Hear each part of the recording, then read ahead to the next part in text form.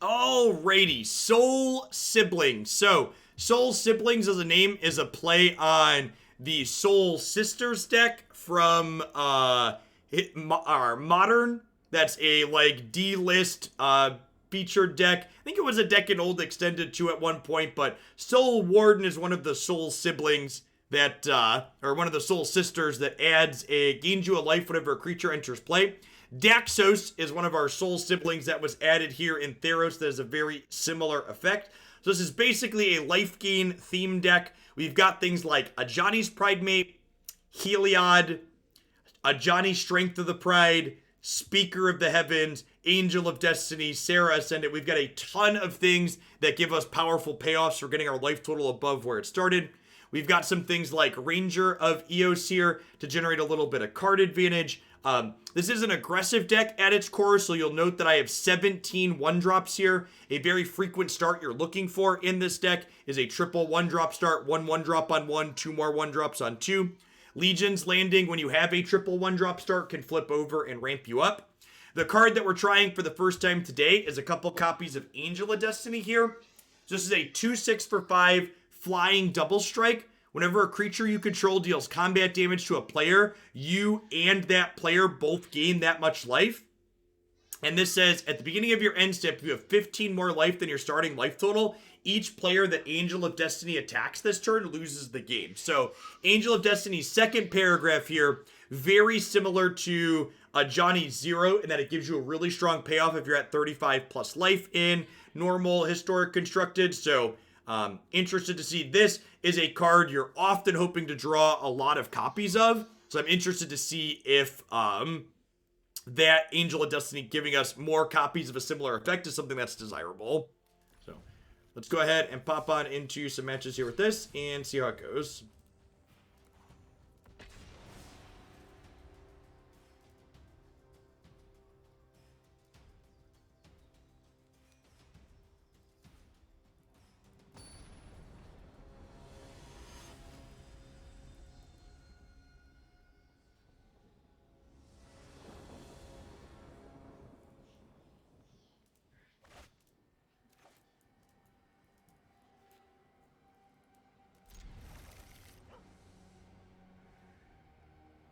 Opponent's playing Yorion. So, yep. Ajani's Pridemate is a great draw here. You're going to curve lifelink 1-drop into this, into Linden, into Heliod.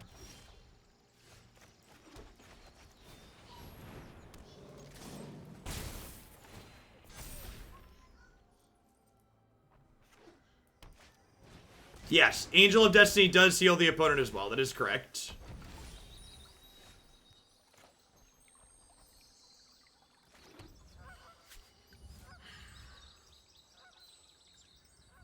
Is it really giving you money if it wasn't ever my money? I promise you it is. It's the same as real money to me, and I appreciate it. I have a few different sequencing decisions here. I think I like Heliod, and I'm going to offer this trade here.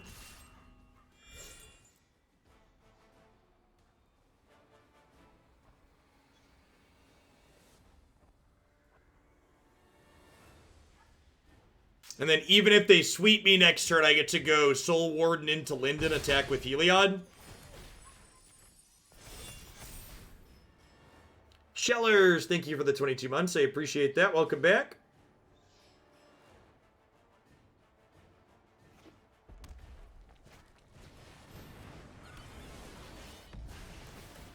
Okay.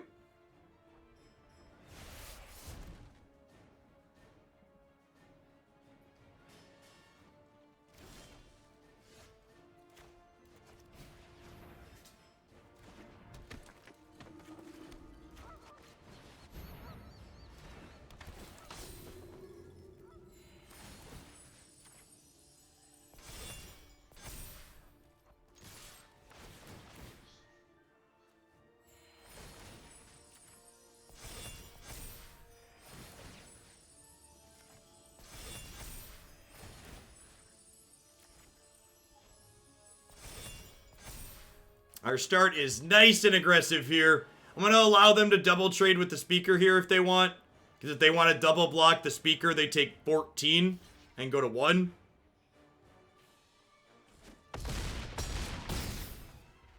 Really confused why they block my 6/6 instead of my 8/8, but, you know, teach their own, I guess. I'm gonna give a counter here so it doesn't die to Spike Field, whatever.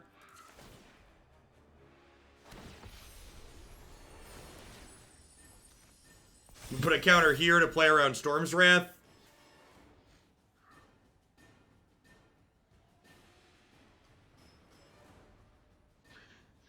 Opponent is currently rank 15 with their Yorion deck.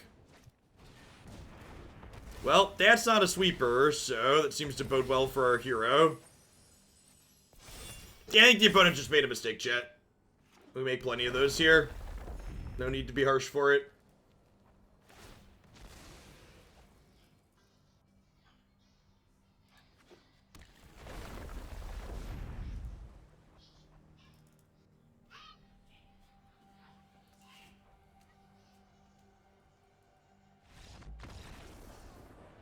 Alright, good old fashioned curving out, chat.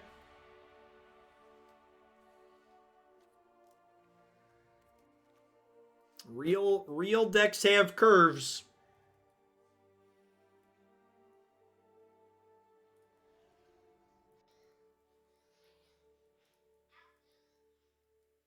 Do I want some extra giant killers to be able to kill Omnath? Probably. Kills Uro too. What do I want to get rid of? Angel Destiny seems slow.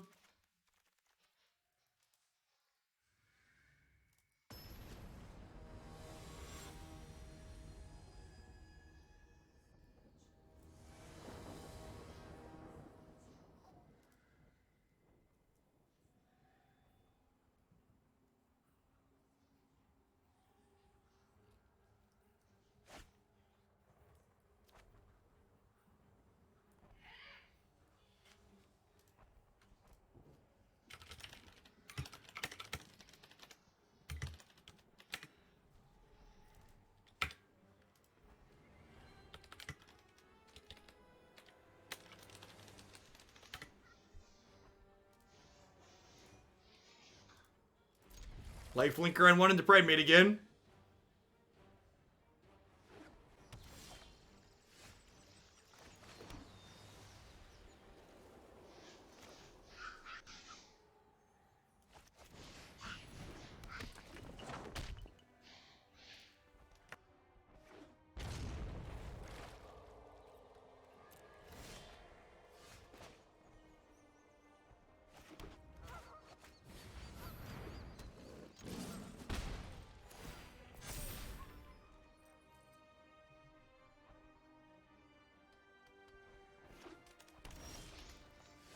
For people who weren't here earlier, my children are currently trying to play Minecraft Dungeons together for the first time without me. And I'm not there to moderate, so they're trying to work a teamwork game together.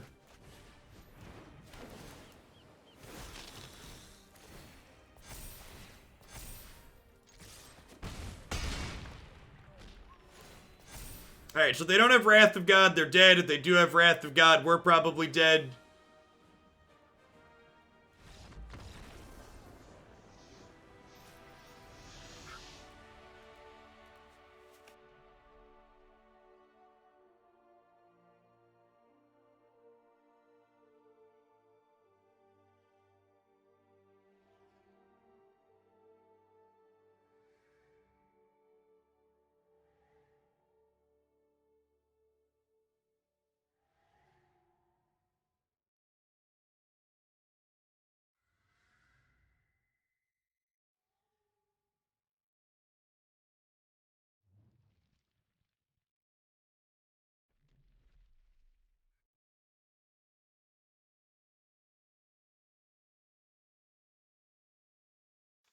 So they're currently playing Minecraft Dungeons, which requires some amount of coordination and agreeing to move together on the same screen, so...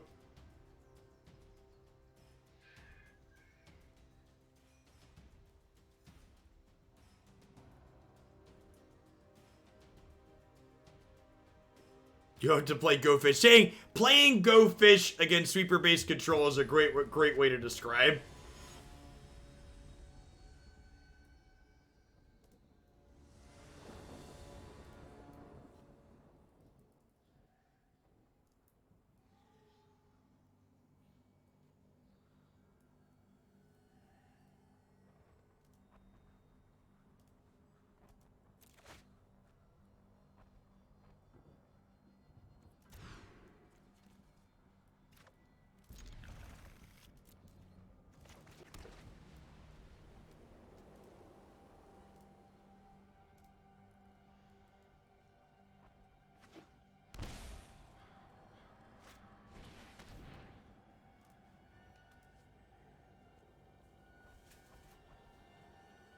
The boys generally enjoy playing the same types of games, or their interests diverging? Nah, they usually have pretty similar tastes in things. Jacob hasn't gotten super into PC games yet, but Declan's been playing a little bit of Portal 2 with me. He's been enjoying that. I'm sure that'll change too as they get older as well.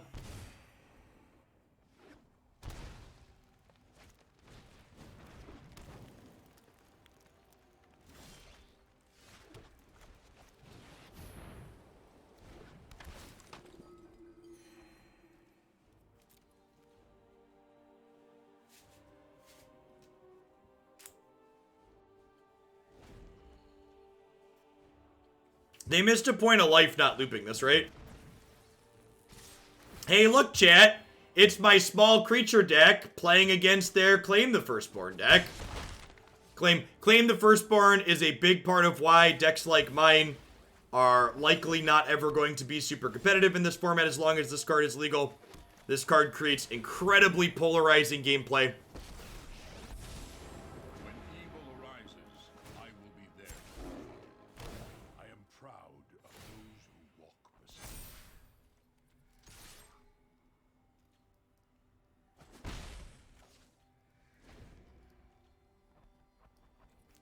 Cards to combat Claim the Firstborn don't exist. It's not interactable at all. The way you combat Claim the Firstborn is by playing a deck that's not weak to it. It edges... The fact that this is a card with so many sacrifice outlets being played in 2 of probably the top 3 or 4 decks in the format means that small creature decks are largely just not competitive in this format. At least not against those matchups, which are a good amount of your matchups.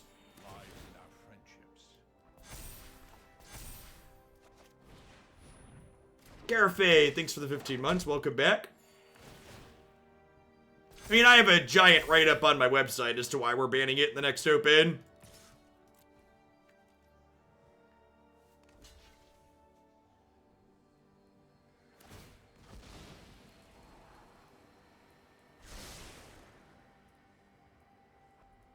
Is Heroic Intervention not an historic?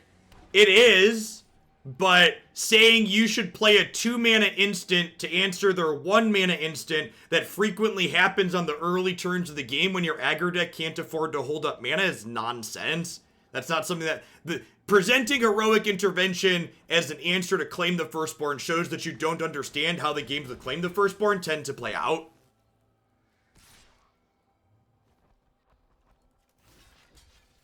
Like here, right? This Claim the Firstborn was a kill 2 of my things and then make them 2 food.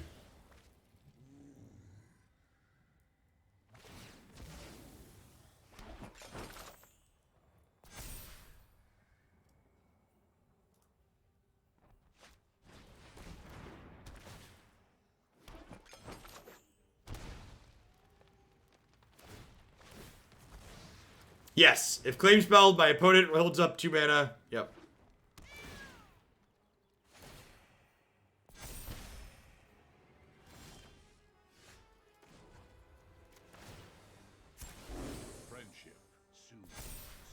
Yeah, and honestly, like, I talked about this before. I think decks like what we're playing should be the cornerstone of healthy, good, interesting Magic formats. I think when small creature aggro is the best in a given Magic format, that's when Magic's at its best. Because small creature aggro decks have so many cards that have counterplay to them. Good beats. I just don't even want to play against Claim the Firstborn with this deck. It's just impossible. You just never win. It's not fun or interesting.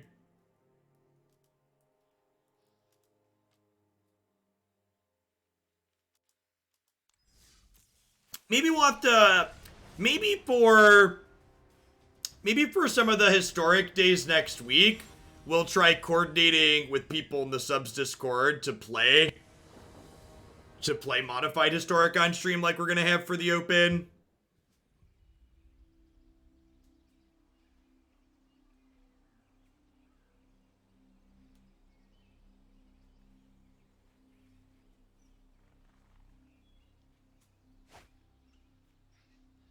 Yep, sounds great.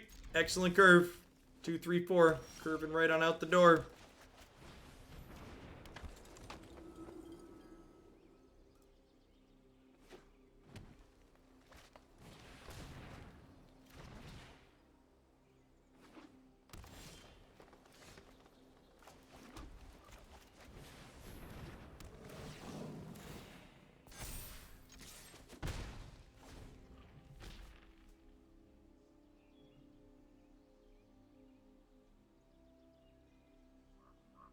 Yeah, I looked at all the white spell lands. I just don't think any of them fit into here.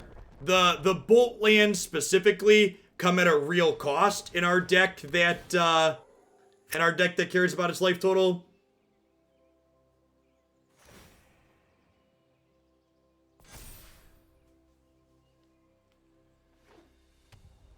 Go ahead and ban them, Dude Light.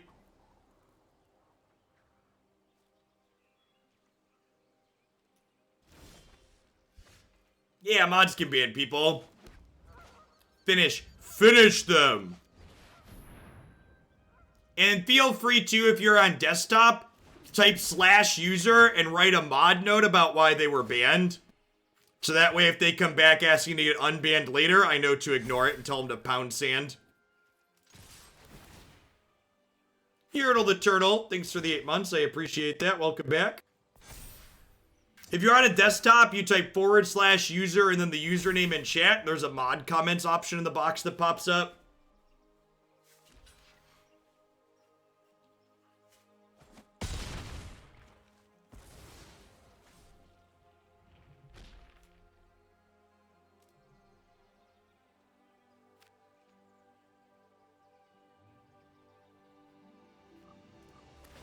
People that take timeouts really personally won't be a good fit for the culture of this channel, so they're better off going somewhere else.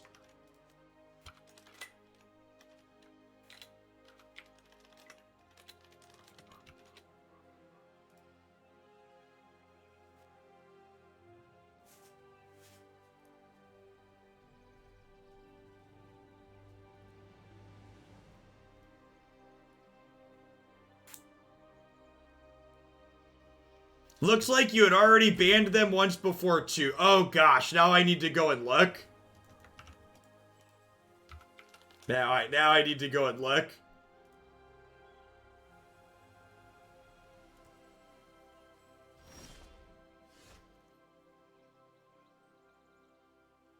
Oh, yeah. Who's surprised? Who's surprised that the idiot that was upset about the timeout had some alt-right comments in their past history? Gosh, I shouldn't have unbanned that one. This is my surprise face.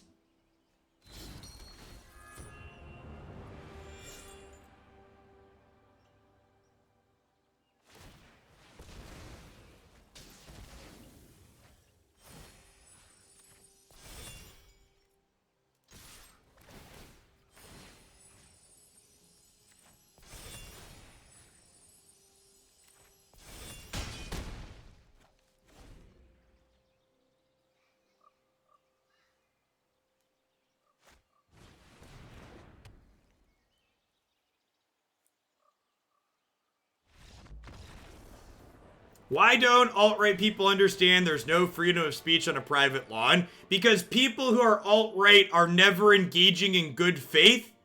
Because if you are engaging in good faith, you don't end up on the right. Only a fundamental misunderstanding of how the world and rules and laws work or understanding them and intentionally twisting them to your benefit is how you end up there.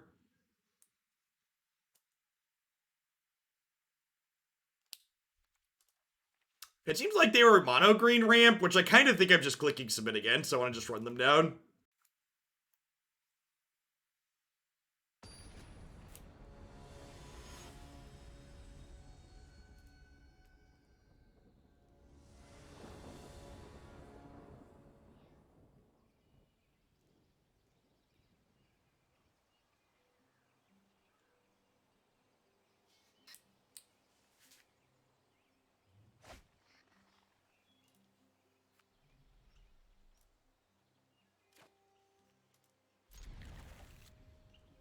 So we've got one of those triple 1-drop starts here again. This hand has an excellent curve, and now it got better.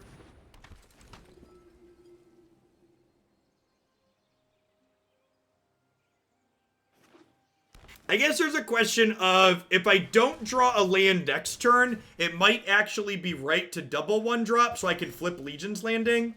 Alright, we drew the land, so it doesn't matter.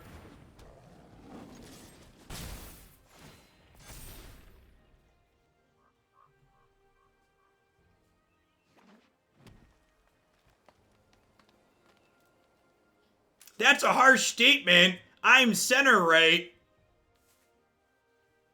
Have a center ban.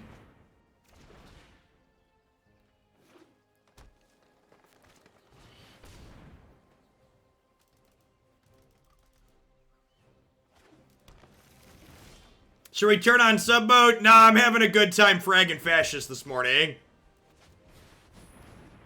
Remember, chat, only you can stop fascism.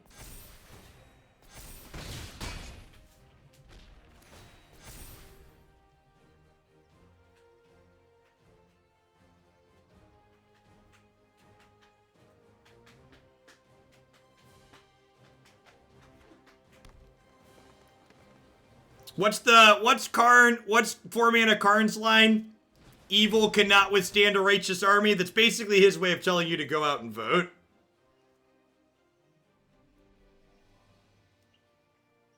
Gengar, thanks for the 26 months. I appreciate that. Welcome back. Fascist Bragging Friday might be my new favorite variety segment.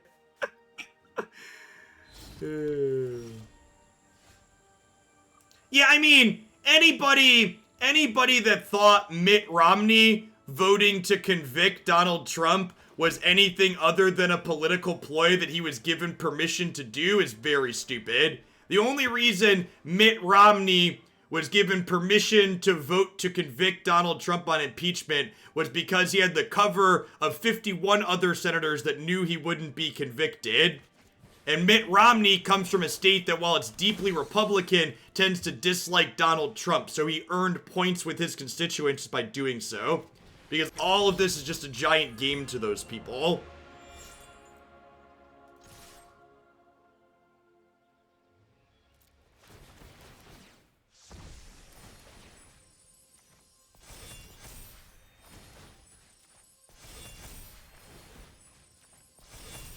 So this forces a jump block at least.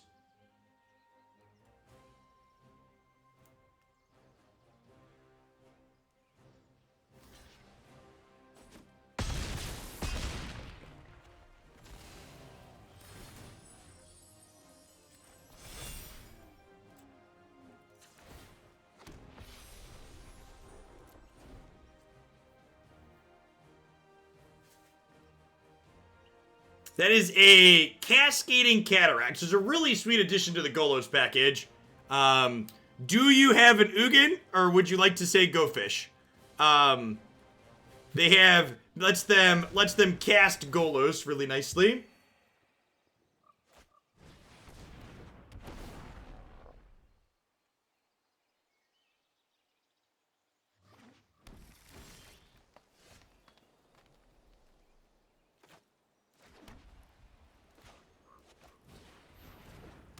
They should be super dead here, right? I haven't done the math, but I assume we're about to kill them.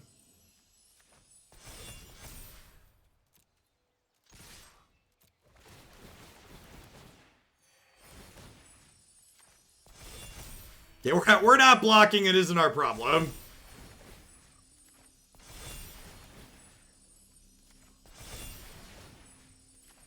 The Angel alone is 11? Yeah.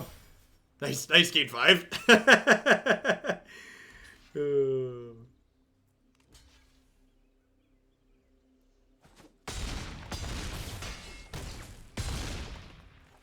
Dong, dong, dong, dong, dong. Dong, dong, dong, dong, dong.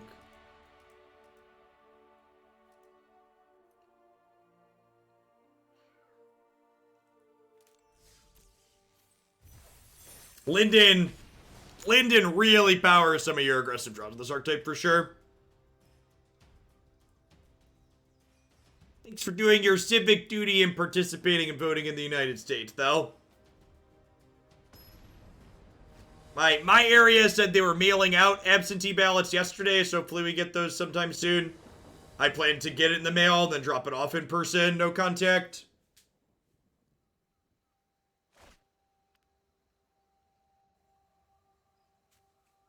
This is a mulligan with no second land.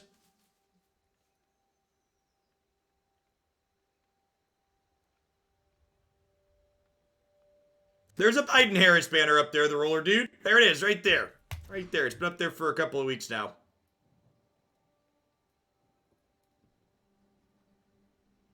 It's in the scroller with the rest of them.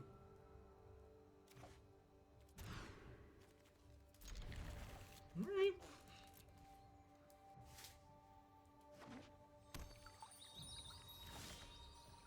Do I feel like playing a game of Magic against Claim the Firstborn?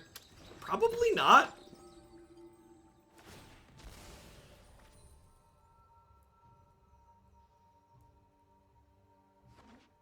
Think Biden has a chance. I do. I think anybody saying Biden is certain to win is overestimating, but he's definitely got a real shot.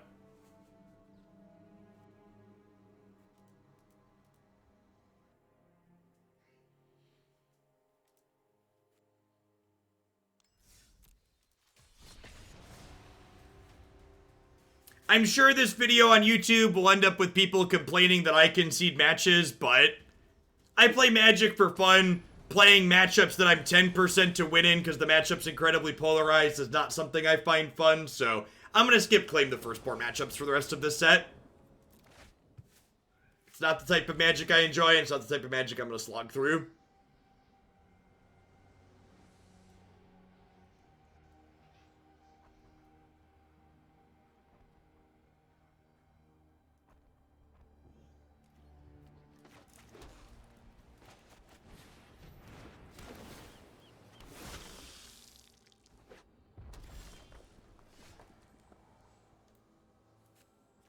Have you considered turning off your Facebook, Beansy? That's the real big brain play. The real big brain play is just turning off your Facebook.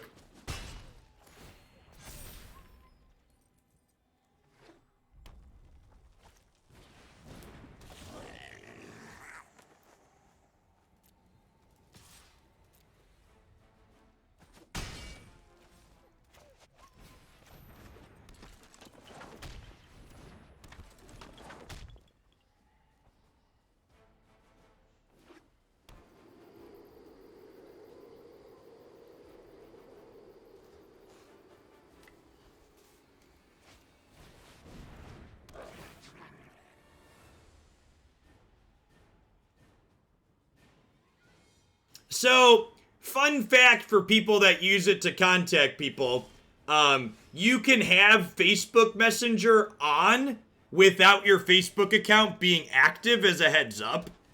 So, like, my Facebook is turned off, but I'm still using the Messenger. So, like, if people search me, there's no profile to find, but people that I was already friends with, I can still message on Messenger.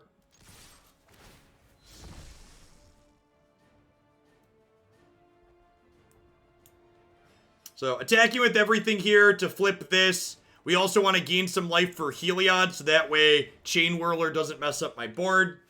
They get to eat 2 of my things, but the third one will get to save with lifelink triggers.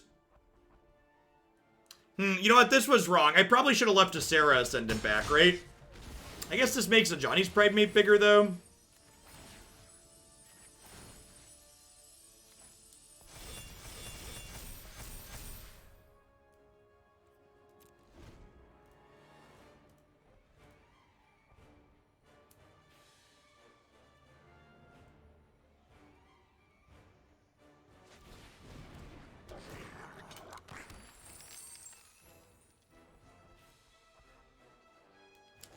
That's pretty great.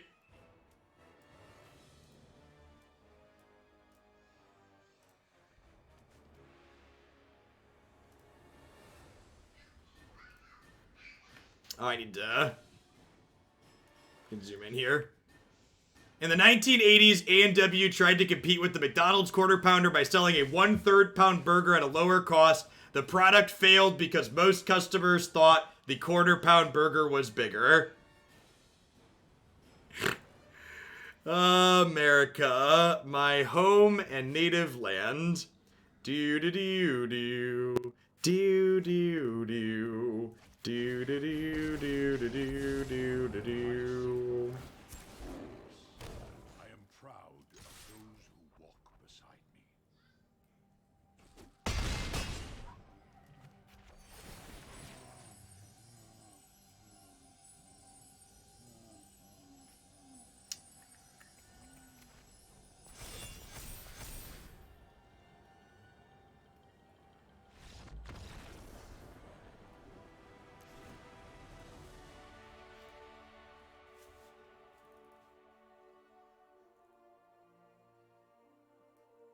Alright, so Goblins, definitely looking to cage the elephant here. Baffling End for some cheap removal. Ranger of Eos seems slow. Giant Killer doesn't kill much. Speaker of the Heavens is probably difficult. Actually, Serra said it's harder to enable than this. I think I want to cut one of these because they're a Chain Whirler deck as well.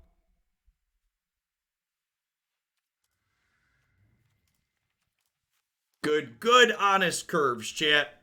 Real decks have good, honest curves.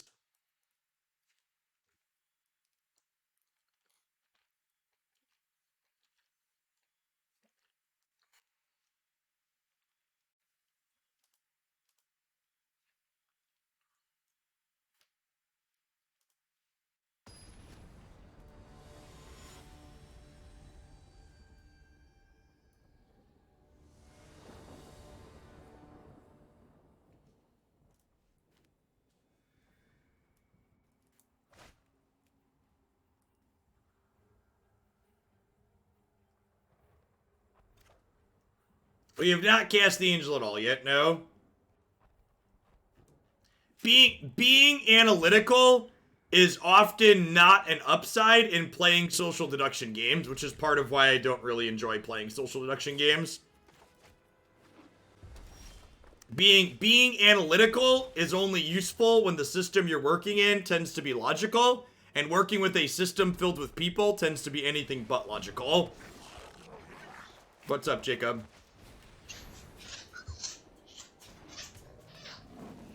Declan went back to camp. He ran away. Maybe you guys should wait to play more until after I'm done working, okay? Or maybe see if he will play nicely together.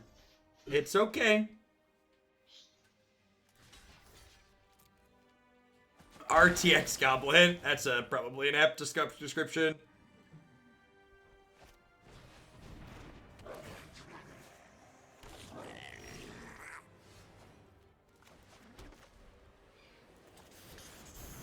Our hand is not particularly good this game. Not a great curve. The boys were trying to play Minecraft Dungeons together this morning, and coordinating and working well together when you're 5 and 6 isn't their strong suit.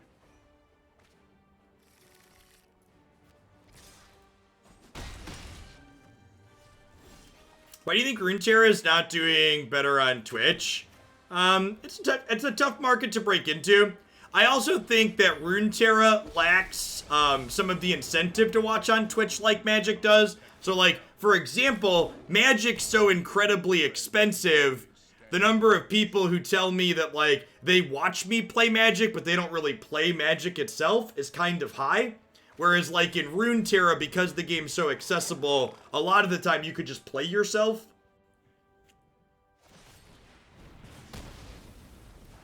I think it's probably not unreasonable speculation.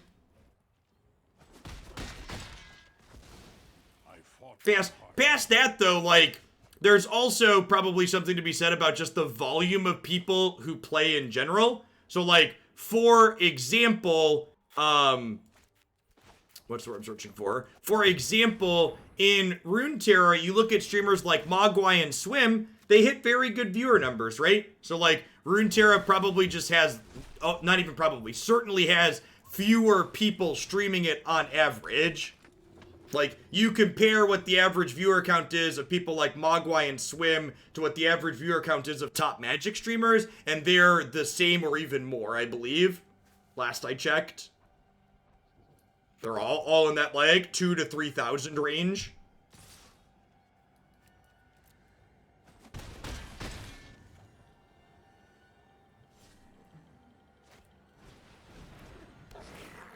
I don't know. I think people often overstate how important competitive events are to, like, a game being successful. I think people who want competitive events assume that they're more important than they are.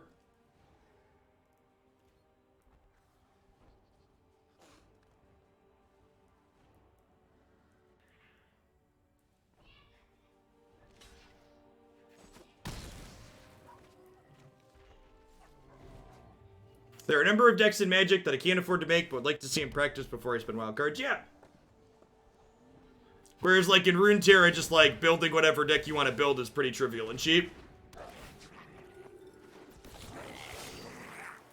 It is important to remember that Magic is a skill-based game that no way resembles gambling.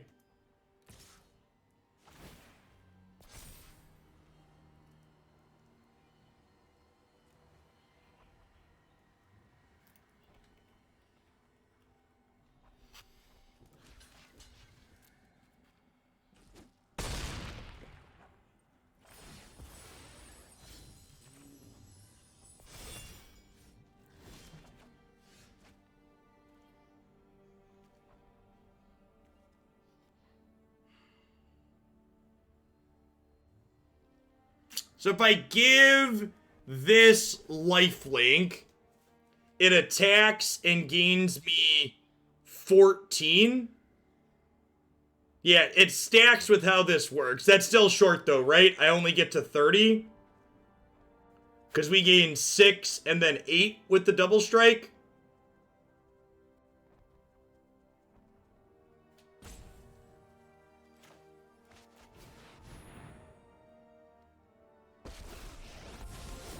Everything will be fine if we stand together.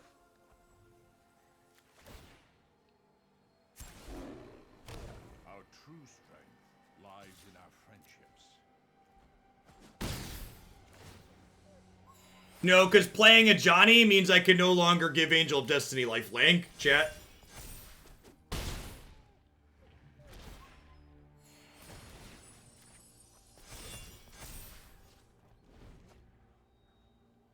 Now, if I survive this turn,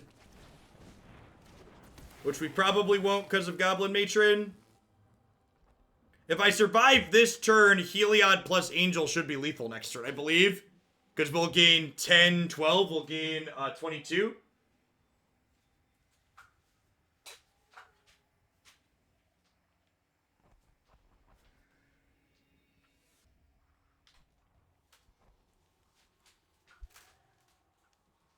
You'd be surprised if we survive. We'll see. We're at 23 and I have 2 blockers. Oh, Krenko. Yeah, sure. Sure, why not? Why not? Krenko on top? Yeah. Easy peasy.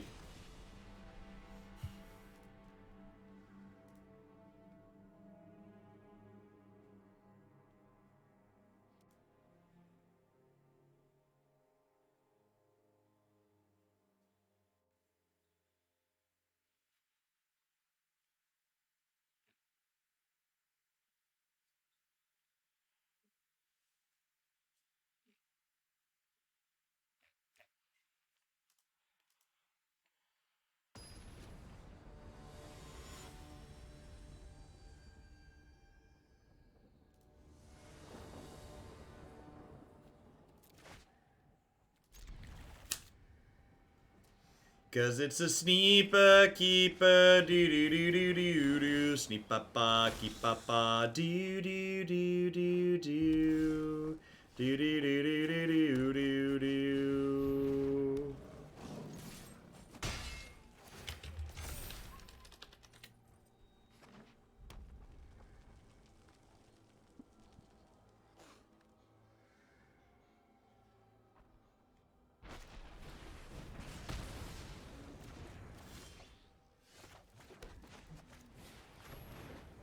Shame we didn't draw another 1 or 2 drop here.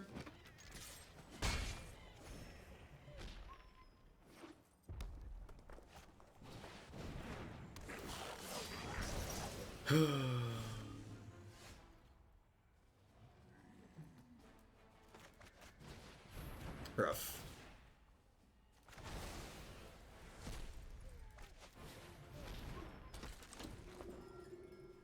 Yes, Muxus will be banned from the open on the 3rd.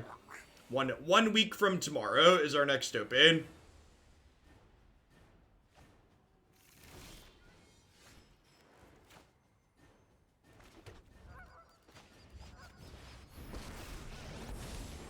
There is no greater treasure. A pure soul can inspire others.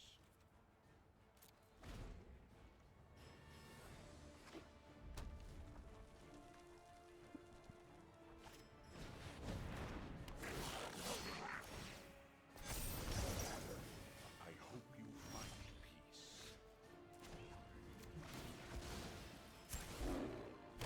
Our true strength lies in our strength.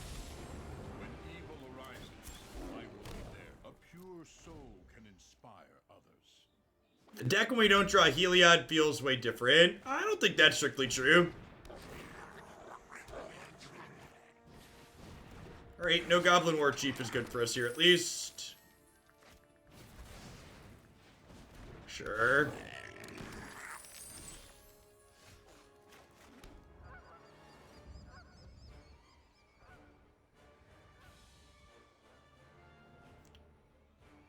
Do I want to flip this Legion's Landing? I don't think so. Hey, Mythic Matt. Yeah, I missed it. I'm glad you had a good stream. Always try and host smaller people when I can.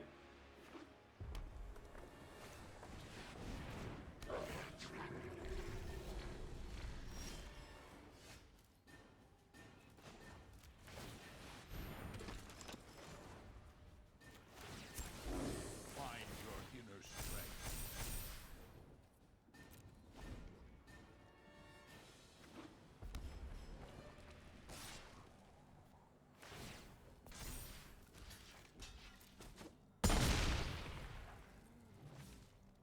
Something to gain 1, please.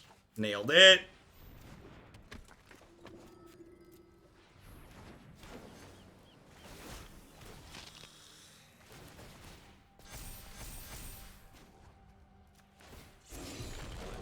Goodbye, friends.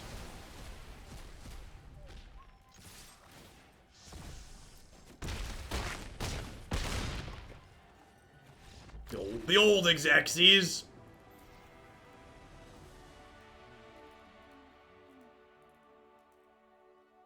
Perfect math both ways, yep.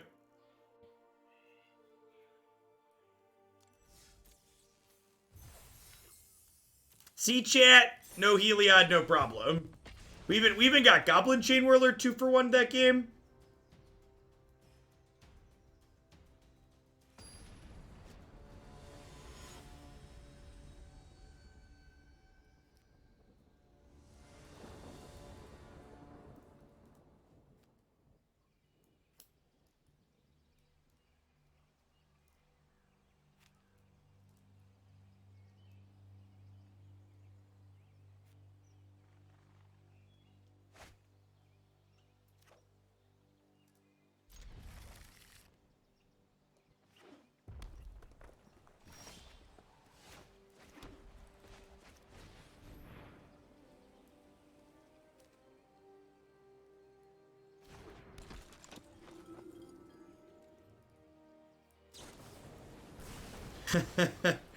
Maltmeister, thanks for the 23 months. Yep.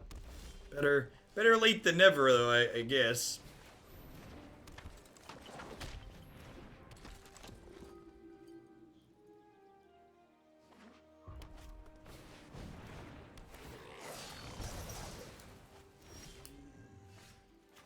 Goblin Chain Whirler is a rude dude, chat.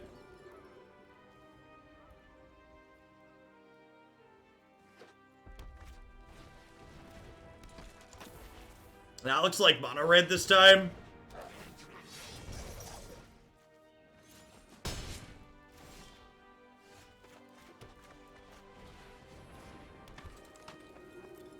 Could maybe have been in this game if we had some more spells, but alas, we do not.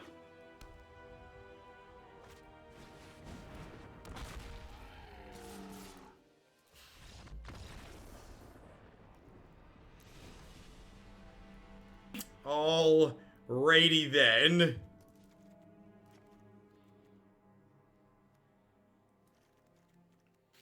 I only have 2 ways to kill Frostodon in my 75. Maybe that's wrong. Maybe that's wrong.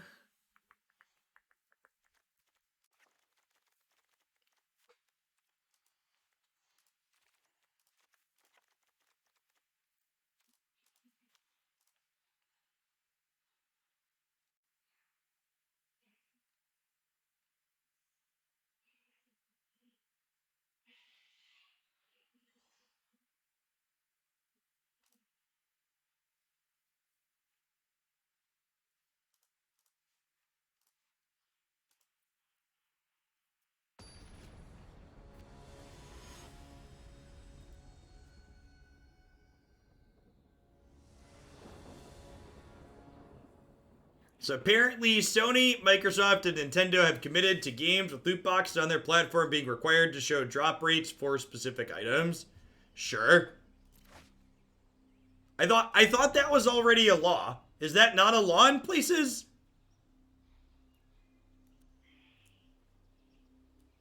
Yeah, I thought most countries require that as is, right? Not everywhere. I know it's not a law in the US, but it's a law in places that most games end up, so it ends up being everywhere. Yeah, so if people put that into their game for some countries, they just put it in everywhere.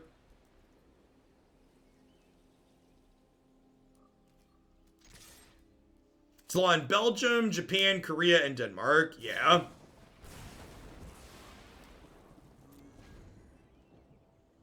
I wrote a thesis on that. Look at you.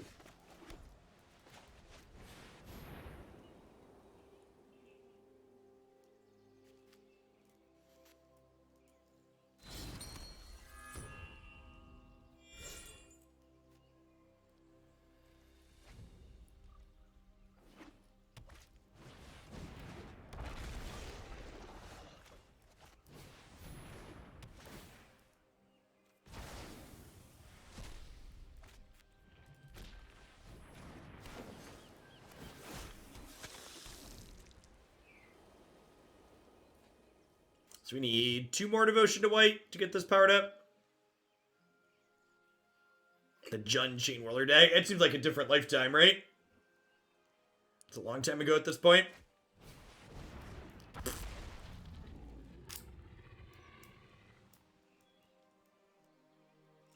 Why is Heliod glowy? Because he's indestructible.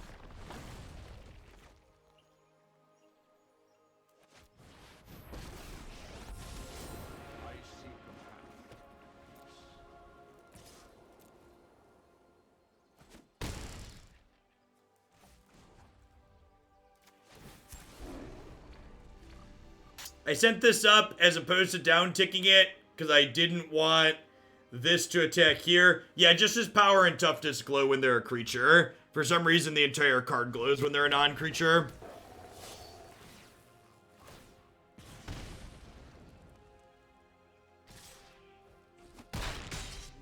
I don't want to hurt you. I have lost too much. Yeah, I need to put a couple more answers to Rampaging Frost on the board. Honestly, probably just want a full suite of Baffling Ends. Card super reasonable.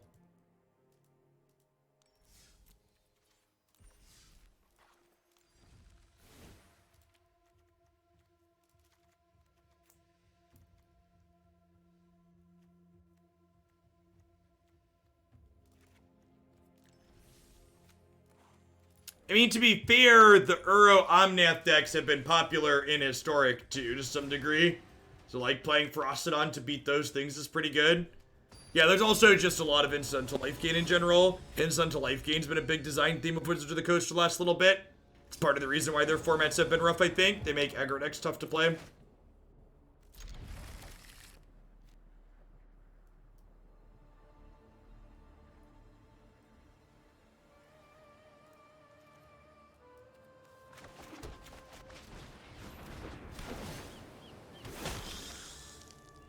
Amonkhet. Really hope the sound issue on this board gets patched soon. Do I get Pridemate going against Ragu Triumph? I'm gonna just play my triple 1-drops out here, so that way I can flip the Legion's Landing next turn.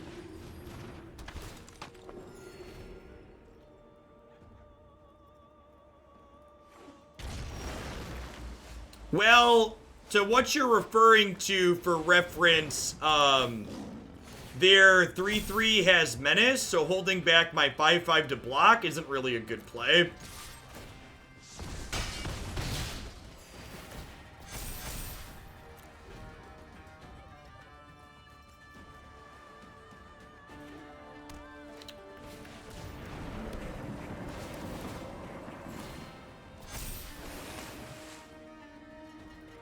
What's the problem with the Amonkhet board? On the Amonkhet game board, all of the sounds, the music and the game action sounds all get louder.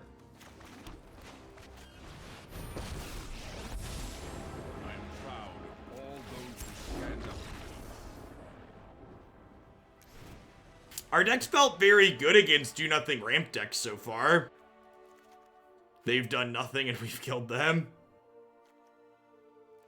Most of the games. We're gonna bring in a couple of giant killers for Uros and Omnaths. We can't ever beat Claim the Firstborn like every small creature deck in this format, but we felt reasonably competitive against most other things. Here's hoping they died with Aether Gust in hand.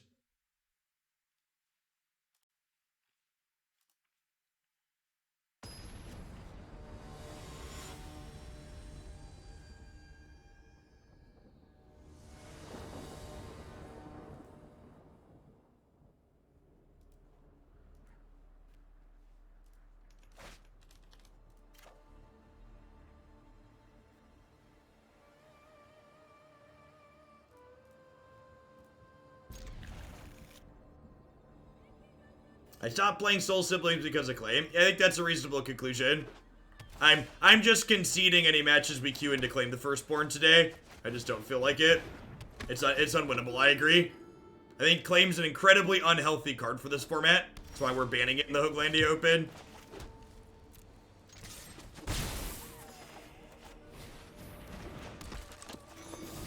Who's got 2 thumbs and is excited to get swept next turn? This guy right here. Any chance of field unban on Monday? No. So Wizards of the Coast told the competitors of the grand final that they are guaranteeing no changes on Monday to Historic. So if there are changes coming, they're only coming to Standard.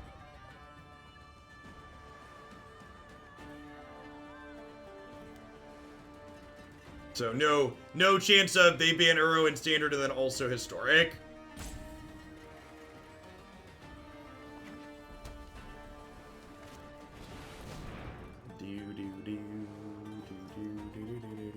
Yes, the Wizards of the Coast Grand Finals for the year is being held on Magic Arena, and it is a split Standard Historic tournament.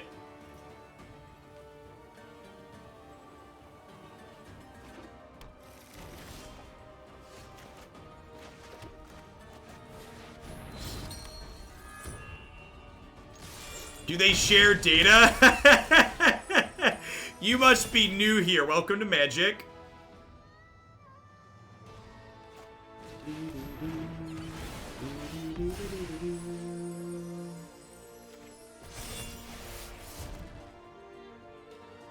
there a chance spectator mode will be before that tournament? Spectator mode isn't even on their roadmap, chat.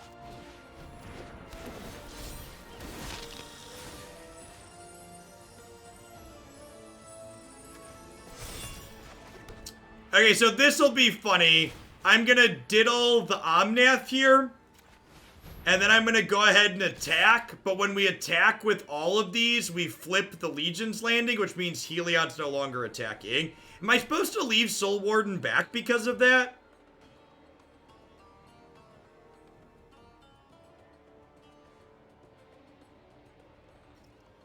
Yeah, I think I'm actually supposed to leave this back and just hit them for 9. Flipping this isn't super important, I don't think.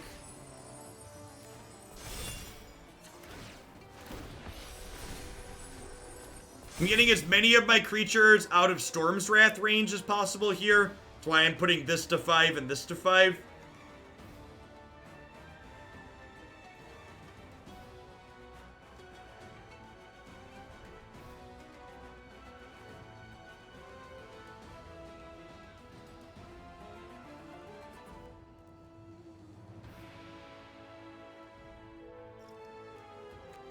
Yeah, Angel of Destiny is a new one out of Zendikar. We're trying out a pair of those in this deck today.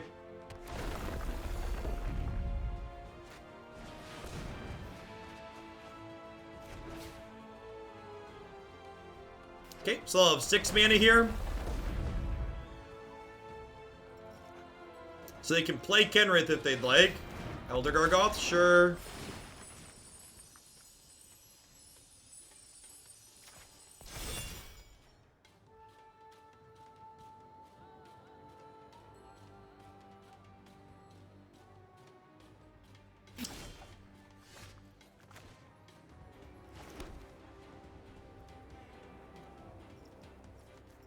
My opponent said good game, but they didn't concede, which is annoying.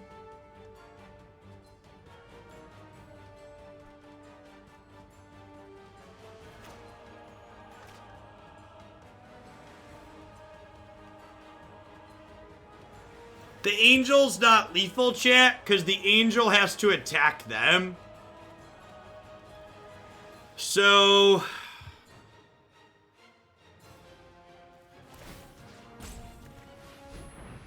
The problem here is flipping the Legion's Landing means Heliod's no longer attacking. Is the problem.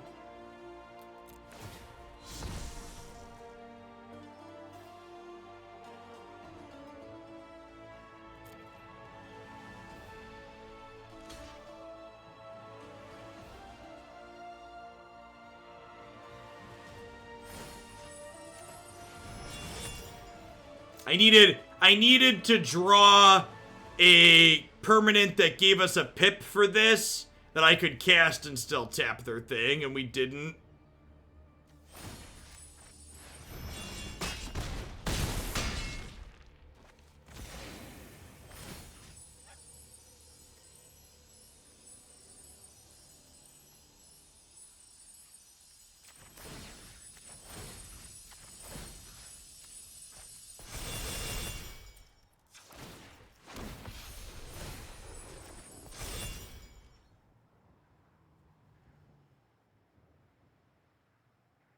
Yeah, real awkward position to be in. Angel of Destiny there, much worse than any other cheaper card in my deck.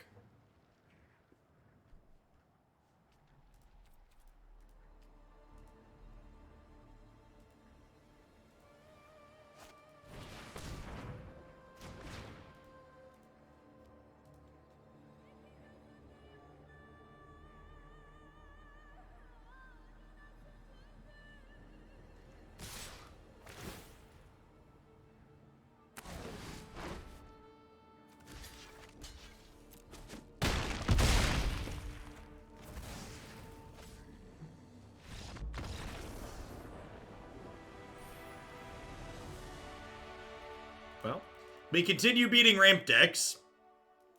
We're undefeated against ramp, and we've been continuing to claim the firstborn, so, you know, plenty of polarization going on.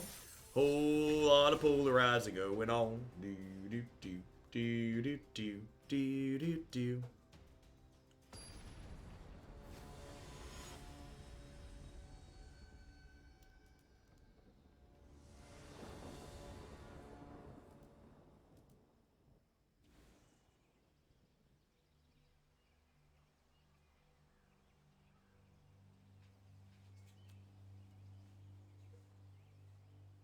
Yeah, I'm not sure that Angel's actually a beneficial end to this deck. We're playing some games with it to see if it gets us out of situations that we otherwise couldn't, but so far I've been underwhelmed by it. I don't think, as of right now, I'm not going to be updating the Soul Siblings list on my website to have Angels in it. We'll see if that changes over the next half hour or so if we find some novel use for it. Well, I mean, Saba Speed, in Wizards of the Coast Defense, it's not like they held a poll on Twitter asking people if they'd like notice or no notice, and the poll was overwhelmingly in favor of no notice.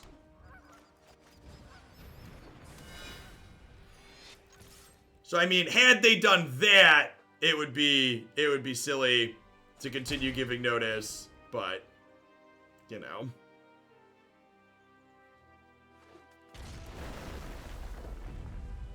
Alright, another ramp deck. Let's see how this goes.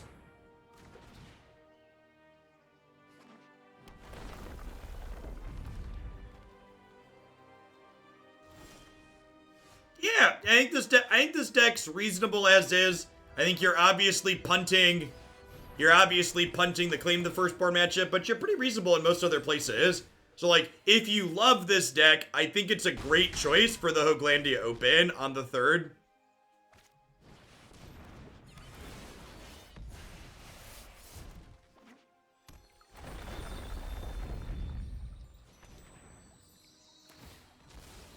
Yes, they literally did that, Hens. They posted a poll on Twitter that got like 8,000 people to vote in it. It was like 74% in favor of no notice, and they continue giving a week's plus notice.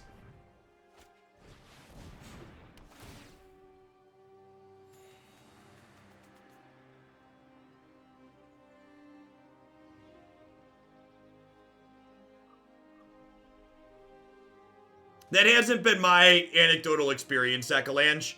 I'd estimate probably 20 to 30% of the matches I play involve either Jund Sacrifice or a Red-Black Arcanist. Both of which are 4X Claim the Firstborn decks.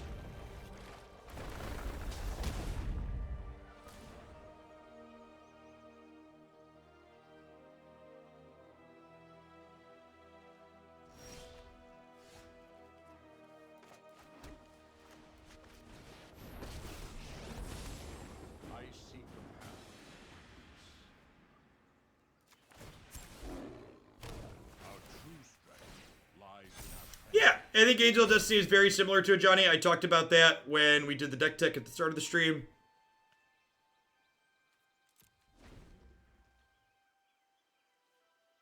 So, they have a land here, they can activate Golos.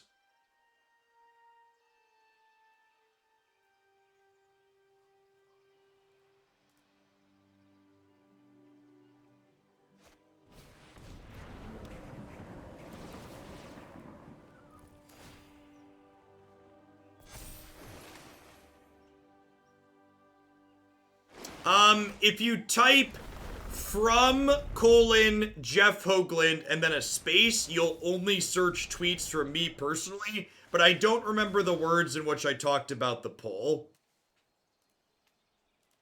I guess I can just search poll.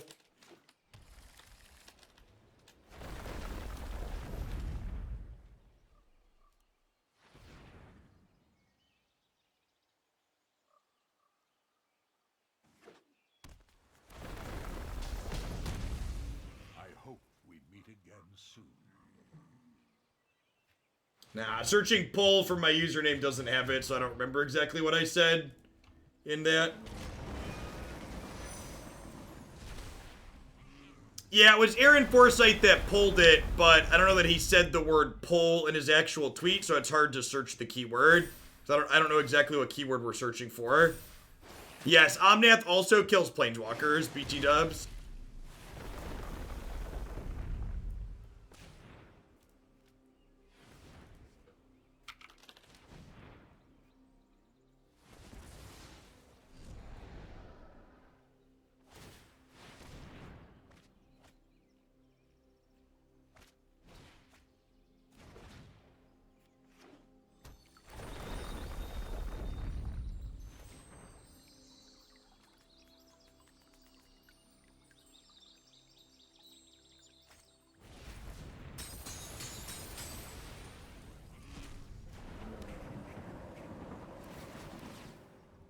The black-white Scourge deck in the queue is basically that, and Tsuka. It's a build that someone put together alongside that idea.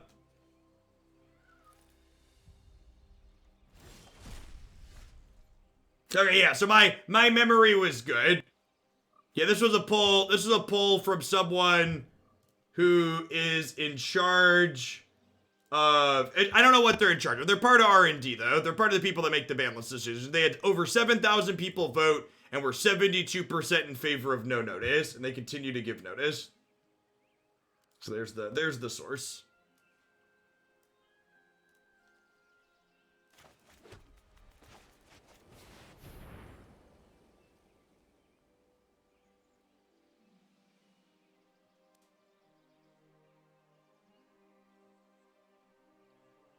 Vice President of Design is what his profile says. Okay.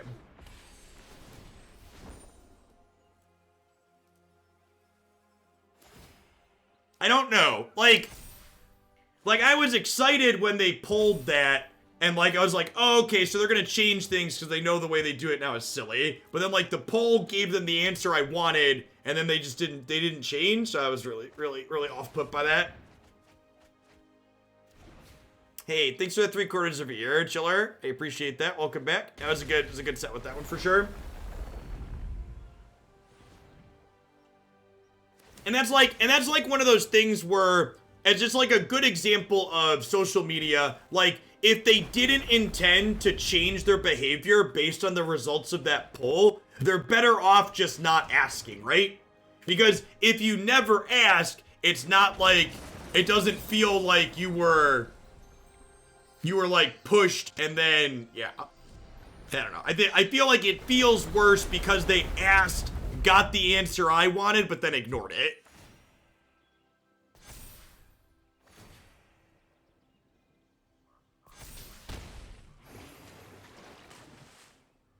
The opponent's archetype might be okay, chat.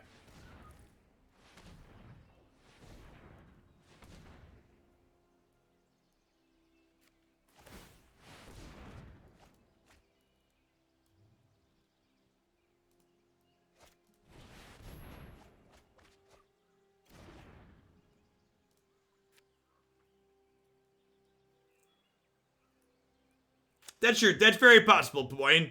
Maybe it was Aaron thinking they shouldn't give notice, and he wanted to collect data, and then after he collected, other people pushed back and didn't care. Very possible. I mean, like is the case in most large companies, I don't think Aaron is alone responsible for any of the decisions that get made, right? Like, these are big companies with lots of cooks in the kitchen.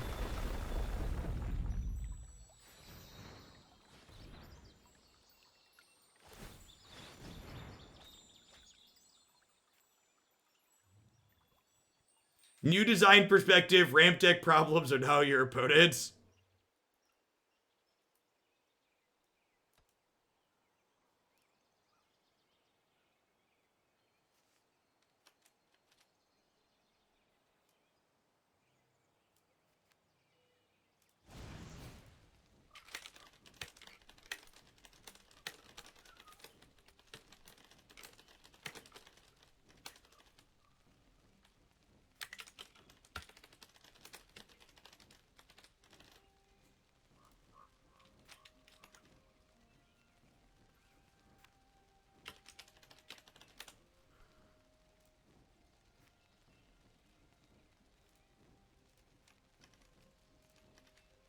Feel free to like and retweet that status if you think this is absurd.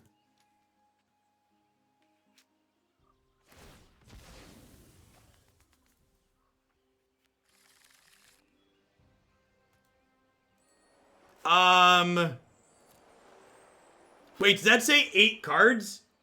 They have 8 cards left in their deck. They have 8 cards left in their deck.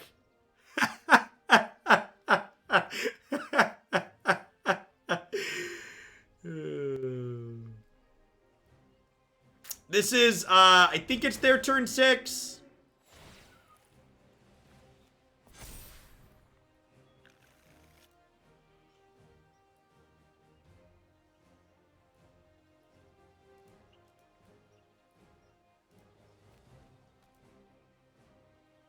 It'd be kind of funny if we kill them with Angel of Destiny next turn. Are they dead?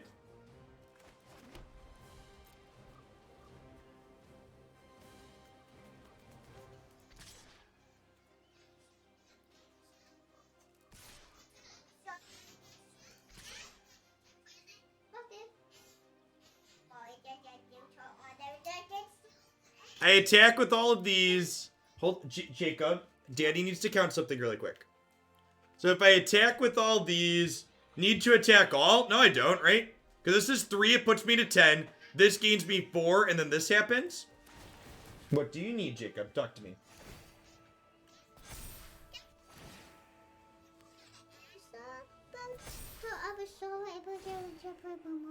Declan turned off the episode and took the remote.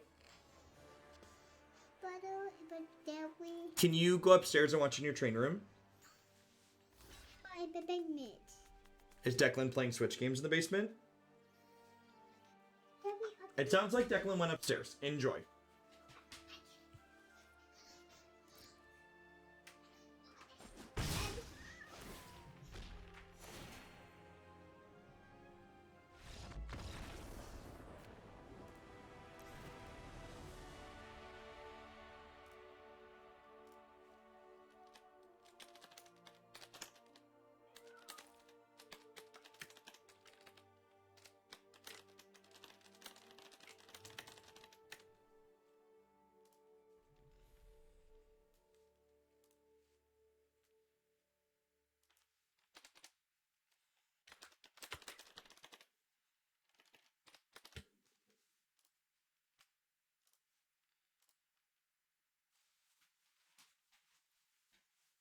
Well, we continue to beat all the ramp decks, I guess.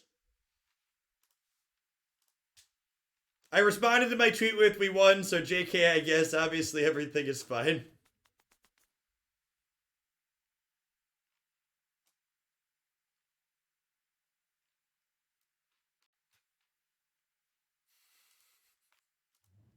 Well, there. I mean, Angel of Destiny. See, ramp is fine, chat. Just gotta play your Angel of Destiny. Would I rather have Giant Killer? I think I want Giant Killer. I've been cutting Ranger of Eos. That's what I've been doing. Just having some cheap removal.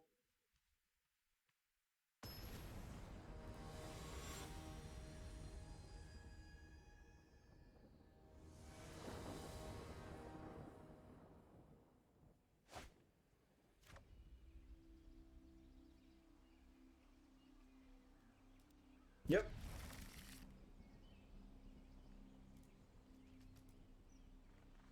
I mean, that's the first game we've won off Angel of Destiny so far. We've been beating ramp more often than we've been losing to it.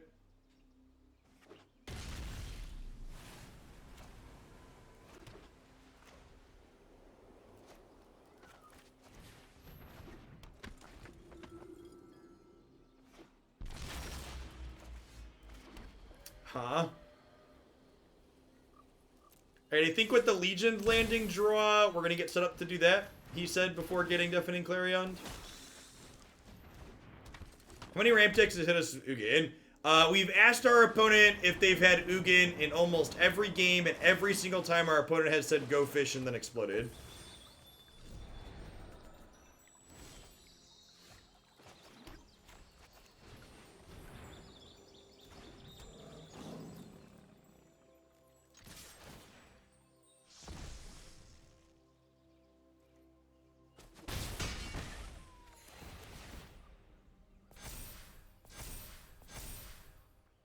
I'm gonna hold on to this one in case they have a Wrath of God here. These are white sources, right?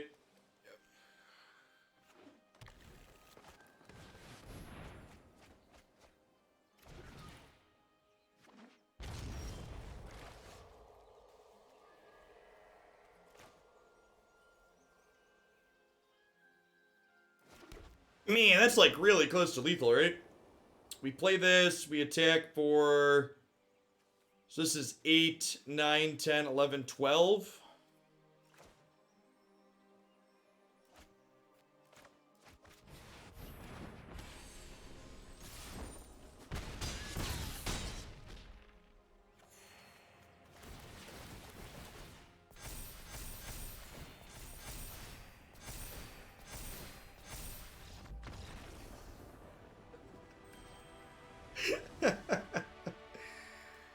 Alright, deck, chat. Our deck is the Ramp Slayer.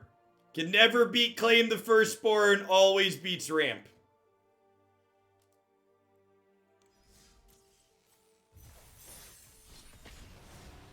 Our Ramp opponents have, like, also been really, like, I feel like the Ramp opponents we've been playing against have been incredibly greedy. Like, we keep beating Ramp, but they keep not having Wrath of God and not having Ugin.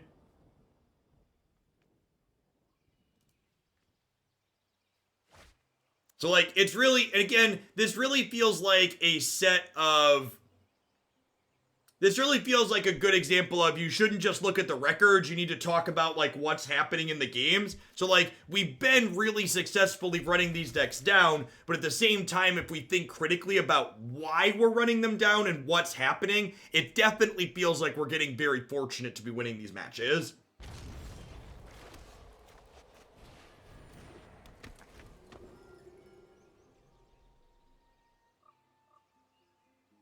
So that canister places the other day and only had a few. Yeah, I mean, like, people are definitely in very greedy spots right now.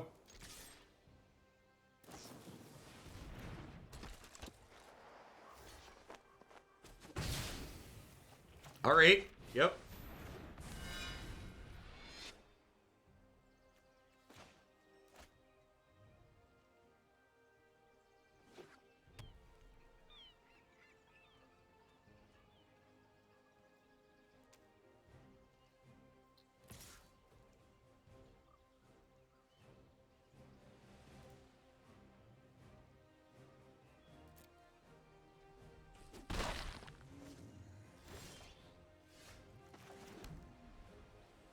Huh?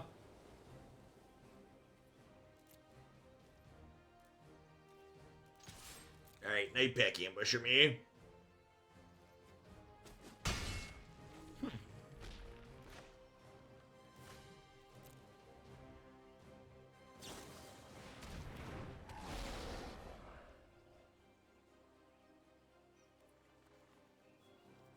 I'm just not sure Veto really solves any of your problems.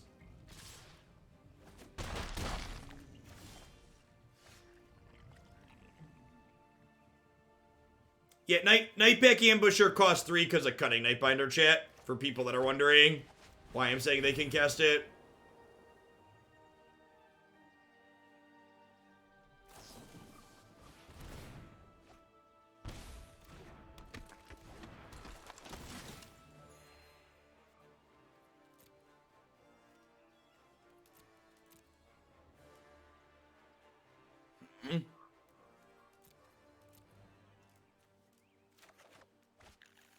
Gain a bunch of life next turn.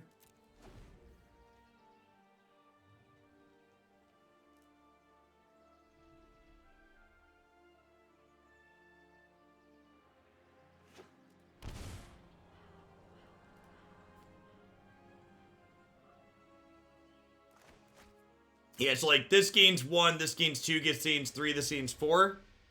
1, 2, 3, 4, so that's 6, 10.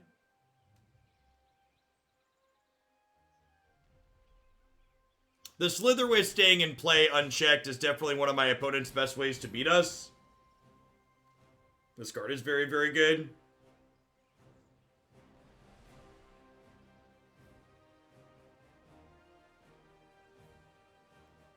Selfless Savior is not really a card I found myself wanting. In fact, the way this format's kind of shaped up, I'm not actually sure I want Ranger of Eos in this deck anymore. Like, it's fine in games like this, but grinding's not the norm. It's kind of the exception.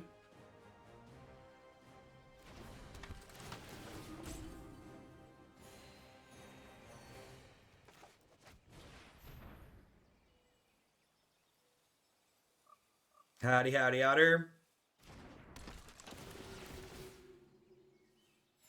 Yeah, I could see Ranger being a sideboard card explicitly for grindy matchups. I could definitely see that being the case.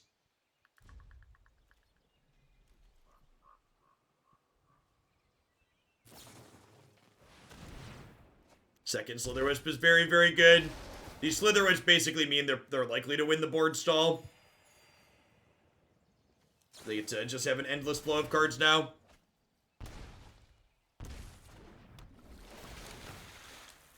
Although I guess they're also gaining me life, so like 6 in one hand, half dozen in the other.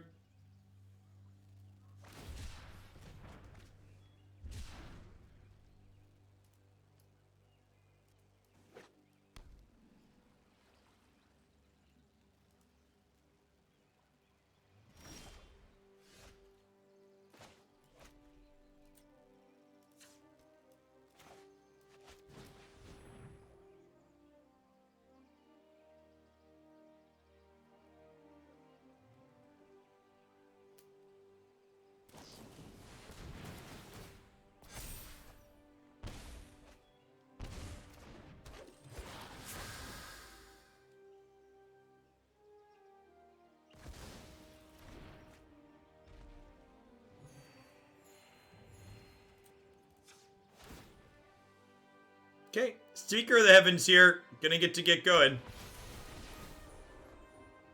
Pump up, the bump up, the wump up, the jam.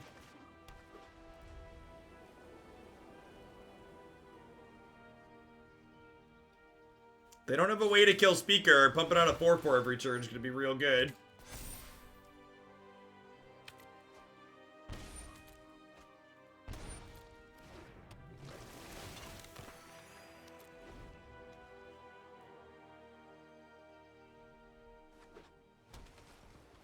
And supposed to chop this down while they're tapped out there. Wonder if we'll see them offer a trade.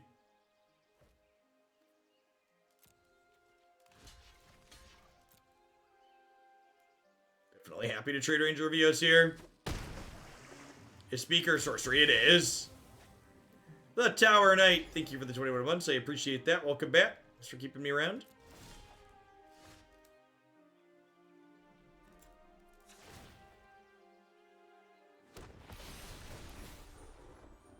What are vibes about Standard and Historic? Well, new Standard is getting a ban list update on Monday because it's kind of a crap show because they didn't ban Uro. Historic is fine. Historic has some polarizing matchups like it's kind of the norm in most Magic non-rotating formats, but on the whole, I think Historic has more good matchups than bad.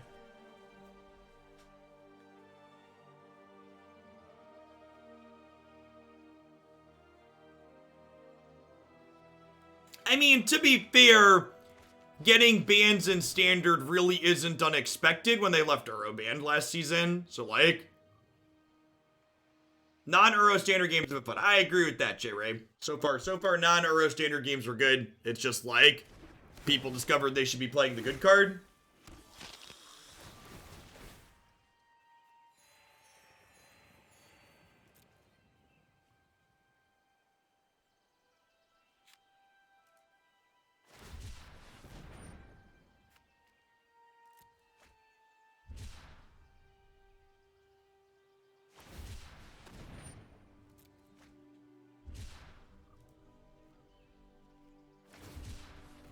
Opponent struggling to find something that interacts with the board here so they can kill the Speaker or these Angels.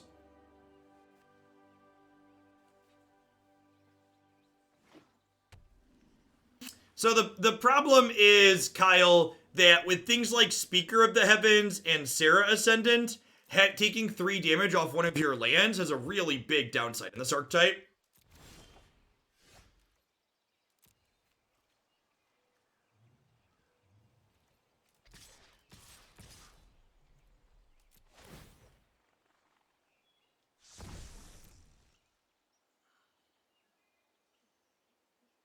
I'm attacking with this because it flips a Danto, so I'm like throwing this away to gain a life and like start pumping out tokens and gain a bunch more life.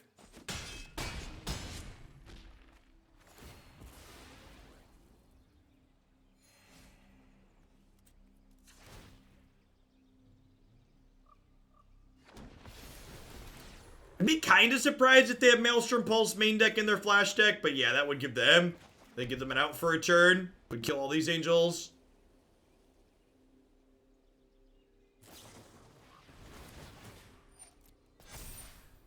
So they get to draw a bunch of cards here. So, like, if there's an answer in their deck, they're likely to find it. Yeah, they need, like, Pulse plus a way to kill the Speaker. We can counter Pulse with Giant Killer. Oh, you're super right, we can. It's a good catch.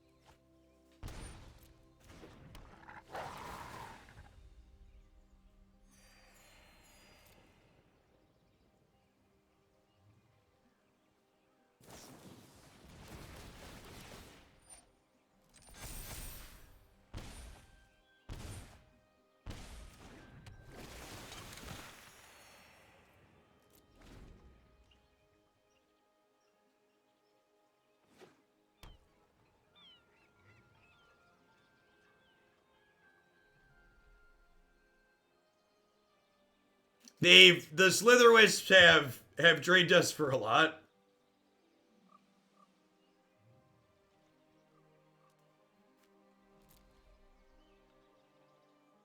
They could deck. They're at 24 cards a deck.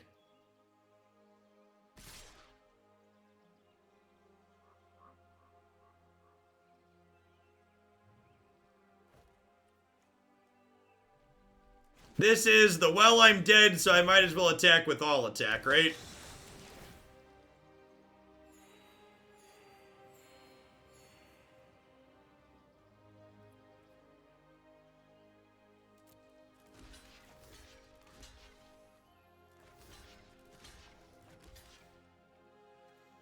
I just went to mouse over the eye instinctually to see what life we were going to go to. There's no eye in this game. So I'm taking 9, 11, 22, 26.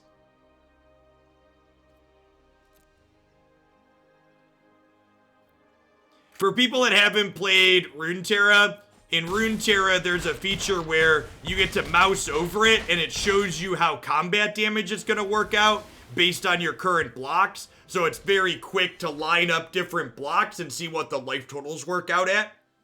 Lets you make decisions very quickly and make good decisions at that, which is nice. Yeah, I think that would be a really good feature to add to Arena. It would make the games go a lot faster on complicated board states. Yeah, it's really, really good design. It helps newer players too. It helps experienced players evaluate board states quickly, and it helps newer players understand how the game rules work, which is great.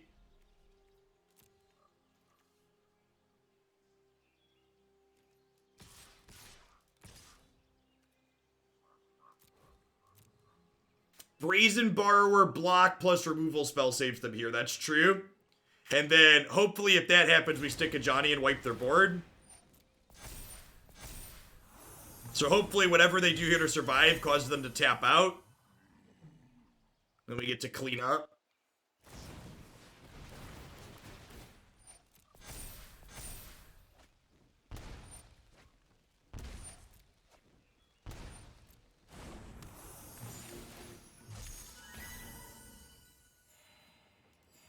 Could have killed it to fizzle the Brazen Borrower. Nah, I think that's fine. I think they're going to tap out. We're going to get to wrath their board.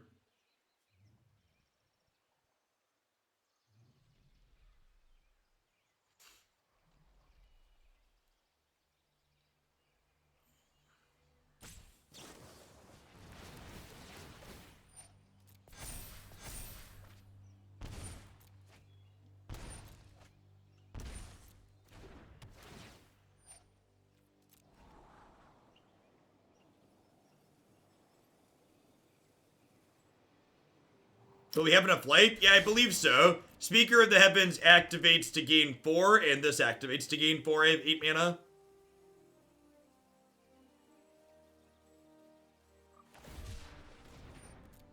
Wow, do they really just not have removal spells in their deck? Are they not playing 4 Brazen Borrowers? This is the first one they've played, right? There's no way they're playing Flash and not playing 4 of this card, right? They just that unlucky?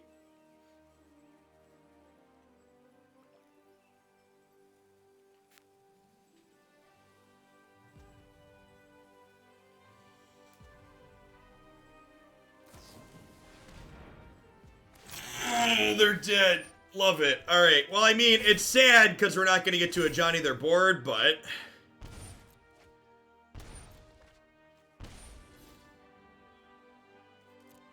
it's a pretty good game one. Could be short on Mythic wild cards, right? I forgot this is a Mythic.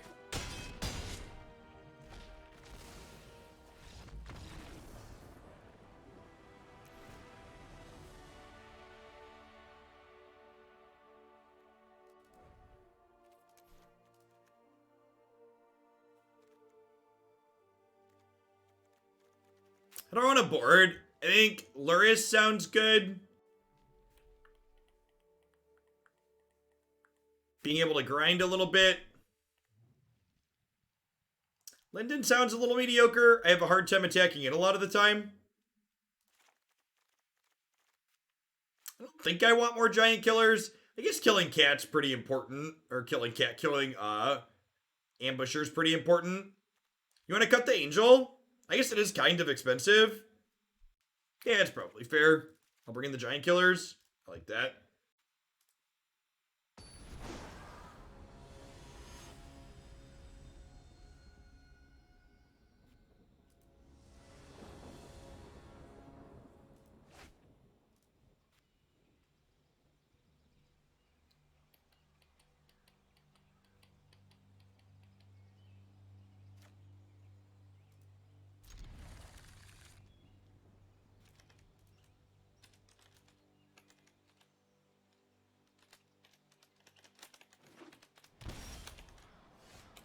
See, chat, you just gotta believe. You just gotta believe, and then it'll be on top of your deck.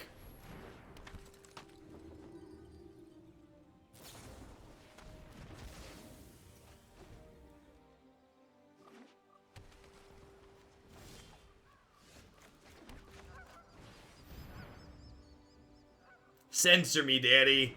Censor me.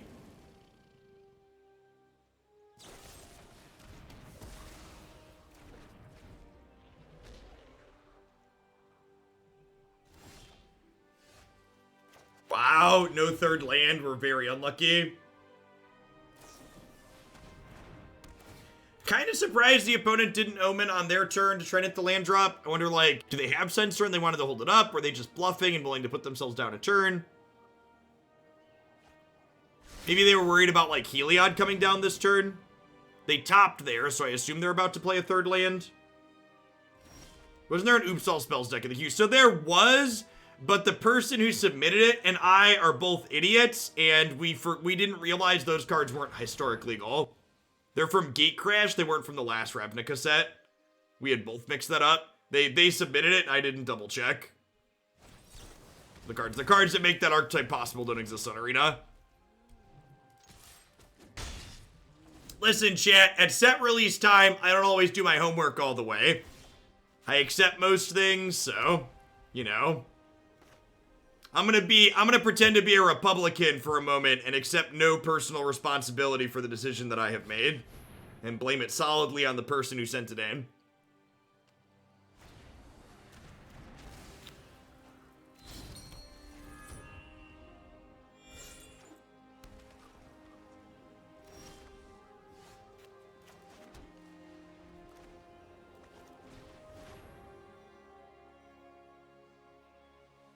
This is opponent has Doomblade's postboard, chat. They are not dying to Speaker of the Heavens this game.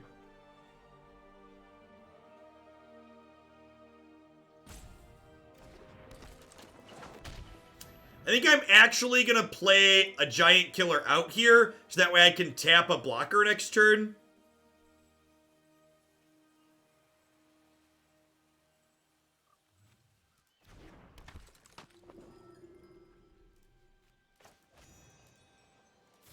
Oh man, someone asked about Standard earlier and I completely forgot the best response. Everything you need to know about Standard is that for an SCG tournament yesterday, the 9 people playing in the tournament registered 35 out of a possible 36 Euros. So the most surprising thing about the tournament was that one player registered 3 instead of 4. Maybe I should have played this one out too, just to fire this up.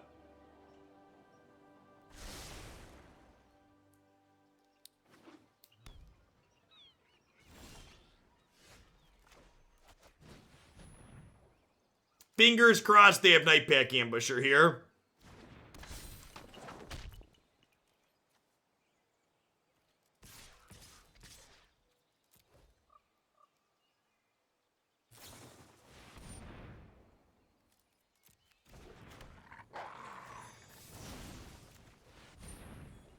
Chop down that Nightpack Ambusher.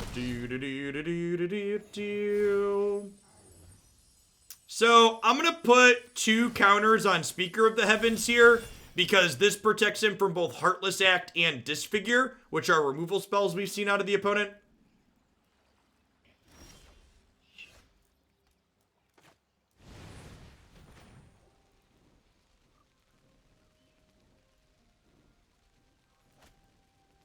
Playing this out pre-attacks, so that way if my opponent has a removal spell that I can't stop, Heliod stays a creature.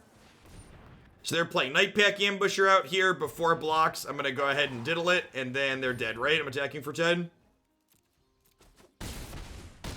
Lot less drug out than the first game.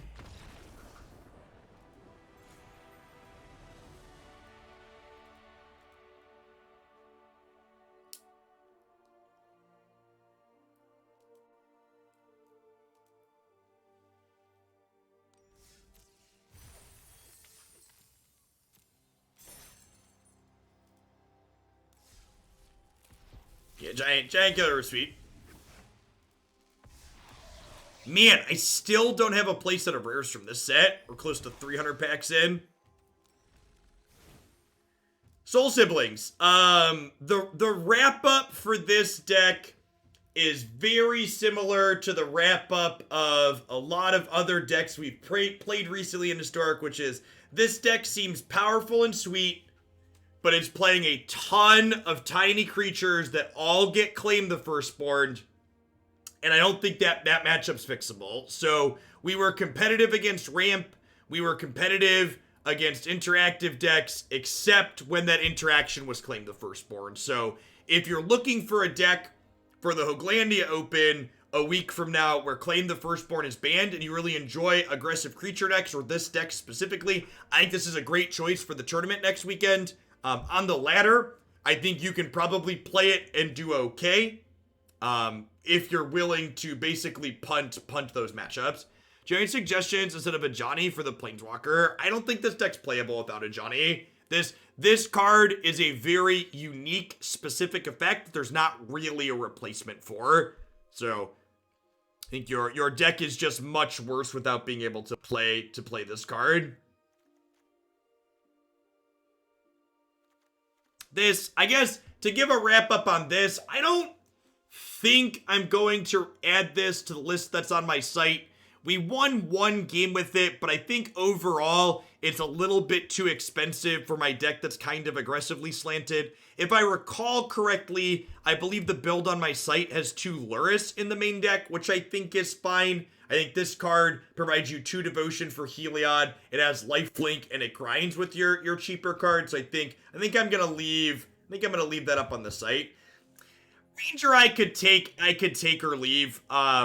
I think it's fine. I think I'm gonna leave it up there. I think if you wanted to sideboard it, that would not be unreasonable, but I do kind of like that, like, Ranger gives us access to 3 virtual copies of Giant Killer game 1 without having to actually play 3 Giant Killer main deck, because this card's great sometimes, but it's bad in other spots.